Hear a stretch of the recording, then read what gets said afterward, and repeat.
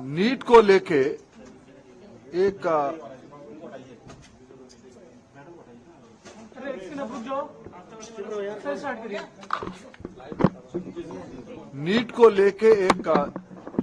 फैसला आज supreme court की स्तर से आई है।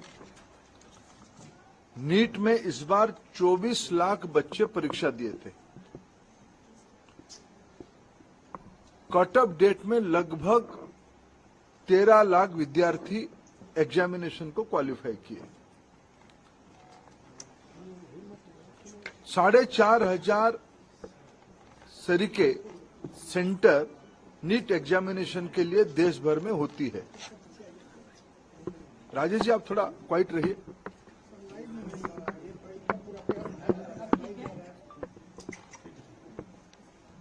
साढ़े 4,500 सेंटर देश भर में होती है। अनेक देशों में भी नीट की सेंटर होती है। खाड़ी के देशों में होती है, पड़ोस के देशों में होती है और 13 भाषा में एग्जामिनेशन होता है। दुर्भाग्य से इस बार नीट की 2 क्वेश्चन सेट्स होता है। गलती ना हो जाए इसीलिए चुनाव एग्जामिनेशन के दिन ही सूचित किया जाता है। क्वेश्चन सेट ए या बी को यूज किया जाएगा, आइदर ऑफ द वन। इस बार जब परीक्षा हुआ, गलती से आउट ऑफ 4,500 सेंटर 6 सेंटर में गलती से गलत सेट्स ऑफ क्वेश्चन आ गई। जब परीक्षा चल पड़ी, कुछ समय के बाद उसको संज्ञान में लिया गया और उसको विड्रॉ करके फिर सही प्रश्न पत्र दिया गया। उसमें कुछ टाइम लॉस हुई। उन 6 सेंटर में लगभग 1563 स्टूडेंट उसमें परीक्षा दे रहे थे। उनके मन में आया कि भाई ये हमारी साथ थोड़ा अन्याय हुई है, हमारी टाइम लॉस हुई है, हमारे लिए कुछ सोचनी चाहिए। सुप्रीम कोर्ट की एक स्टैंडिंग ऑर्डर है। इस प्रकार की कहीं एंट्रेंस में कुछ विषय आती है तो री एंट्रेंस ना कराते हुए एक एवरेज मार्किंग, ग्रेस मार्किंग की मेथड पे उनको कंपनसेट किया जा सकता है। ऐसे एक सुप्रीम कोर्ट की ऑर्डर है। क्लैट की स्टूडेंट्स की क्लैट के एग्जामिनेशन के माध्यम से एनटीए ने उसको अप्लाई किया। एक एक्सपर्ट कमेटी बिठाई, उसमें से कुछ रिकमेंडेशन आई और उसको उन्होंने अप्लाई किया।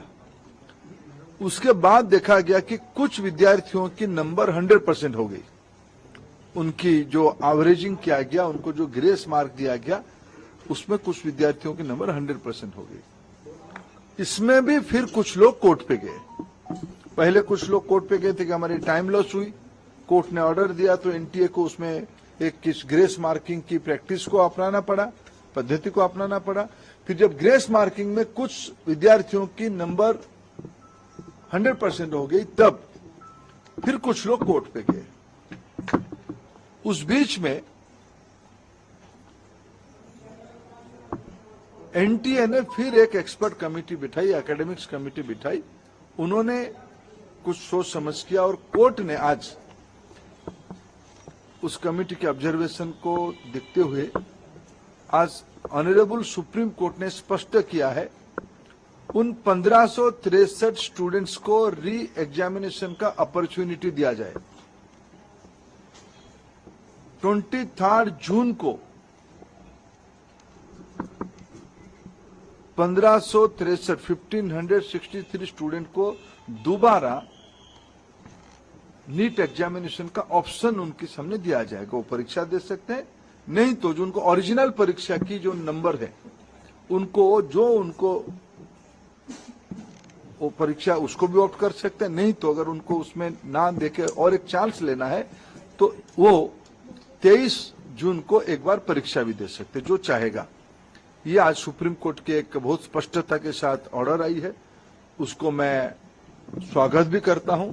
शायद उसके बाद नीट को लेके जो एक संशय और शंका जो संशय और जो शंका सामने आई थी वो आज समाप्त हो रही है।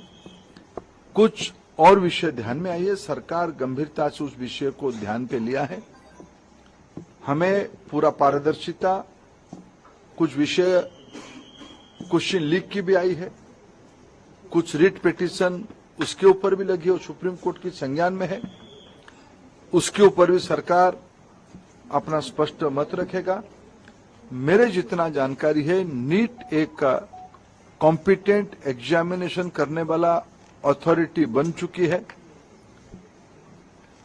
ये जो 3 प्रेस्टिजियस परीक्षा होते हैं, नीट, जेईई और सीयूईटी, इसमें से देश की 50 लाख से ज्यादा स्टूडेंट्स की हर एक साल अभी एग्जामिनेशन हो रहा है।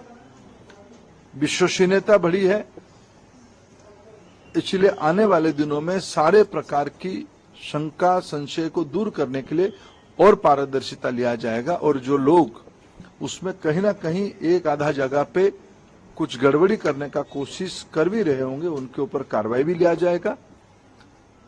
और सुप्रीम कोर्ट की जो लार्जर प्रश्न सुप्रीम कोर्ट के सामने है, सरकार अपना मत उसमें से स्पष्ट रखेगी। जिसकी वजह से बच्चों को खामियाजा उठाना पड़ रहा है, क्या उनके ऊपर कोई कार्रवाई होगी? प्रियंका गांधी भी इसको लेकर ट्वीट वगैरह कर रही हैं। देखो, आज सुप्रीम कोर्ट की ऑर्डर के बाद इसमें जो लोग अनावश्यक राजनीति करना चाहते हैं वो संशय खत्म होते। फिर मैं कहना चाहता हूं, 24 लाख बच्चे परीक्षा देते हैं, उनमें से 13 लाख बच्चे उत्तीर्ण होते हैं कट ऑफ डेट के ऊपर।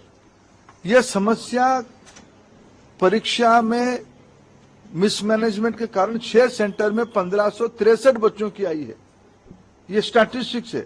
उसके ऊपर भी सुप्रीम कोर्ट की एक मॉडल को हमने अपनाया, उसमें भी कुछ लोग कोर्ट पे गया। आज कोर्ट ने उस फैसला को स्पष्ट किया है, उनको री एग्जामिनेशन कर दिया जाएगा।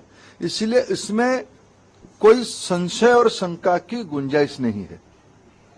इसमें स्पष्ट हो गया है, उन विद्यार्थियों को 1563 स्टूडेंट्स को और एक बार परीक्षा देने की ऑप्शन उनके सामने है, वो चाहे तो परीक्षा दे सकते हैं। कमेटी के लोगों का नाम क्यों नहीं बताया जा रहा है? कमेटी के लोगों का नाम क्यों छुपा के रखा? नहीं, नाम छुपाने का क्या है? देखो, देश की शिक्षाविदों के नेतृत्व में हुई है।